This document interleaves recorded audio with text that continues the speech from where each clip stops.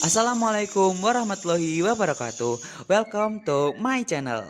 Halo semuanya, perkenalkan nama saya Ahmad Taufiquddin. Saya berasal dari Fakultas Ilmu Sosial Ilmu Politik, program studi Hubungan Internasional dengan NIM 202505101030. Saya akan membuat video review buku yaitu Dilan 1990 untuk melengkapi tugas orientasi studi dasar Islam Universitas Muhammadiyah Yogyakarta tahun 2025.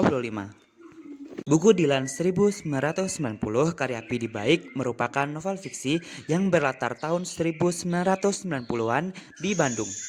Kisahnya berpusat pada hubungan romantis antara Dilan, seorang siswa SMA yang juga panglima tempur geng motor, dan Milya Adnan Husain, siswi pindahan dari Jakarta. Novel ini diceritakan dari sudut pandang Milea yang menceritakan kembali kisah cintanya dengan Dilan. Cerita dimulai saat Milea pindah ke Bandung dan bertemu Dilan. Awalnya, Milea merasa aneh dengan pendekatan Dilan yang unik dan berbeda dari laki-laki lain. Dilan sering mengirim surat, memberikan teka-teki, dan melakukan hal-hal spontan yang justru membuat Milea tertarik. Novel ini menggambarkan bagaimana Dilan mendekati Milea dengan cara yang manis dan tidak terduga. Jauh dari kesan yang anak geng motor yang seram, ia menunjukkan kepintaran, perhatian, dan kesetiaan yang membuat Milea jatuh hati. Sepanjang cerita, pembaca akan disuguhkan dengan dialog-dialog ringan, lucu, dan romantis. Konflik yang ada tidak terlalu berat, lebih kepada drama pencintaan khas remaja seperti cemburu, kesalahpahaman, dan upaya Dilan untuk memenangkan hati Milea. Novel ini juga menyajikan gambaran nostalgia tentang kehidupan remaja di era 90-an seperti penggunaan telepon umum, surat, dan kaset. Salah satu pesan moral utama dari buku ini adalah keberanian untuk menjadi diri sendiri dan tidak terpengaruh oleh pandangan orang lain. Dilan, meskipun dikenal dengan anak geng motor, tidak pernah berusaha menjadi orang lain untuk mendapatkan Milea. Ia tulus dan jujur dalam mengungkapkan perasaannya. Selain itu, buku ini juga mengajarkan tentang ketulusan dalam cinta.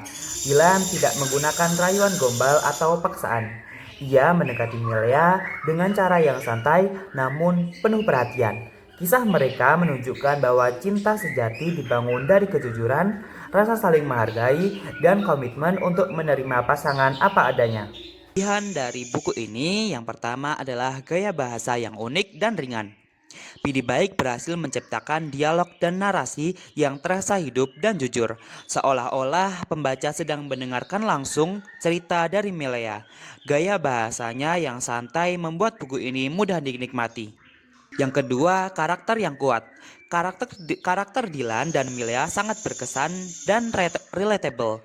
Dilan dengan segala keunikan dan kecerdasannya menjadi idola bagi banyak pembaca. Dan yang ketiga, nostalgia 90-an. Buku ini sukses membawa pembaca kembali ke era 90-an dengan detail-detail kecil yang otentik.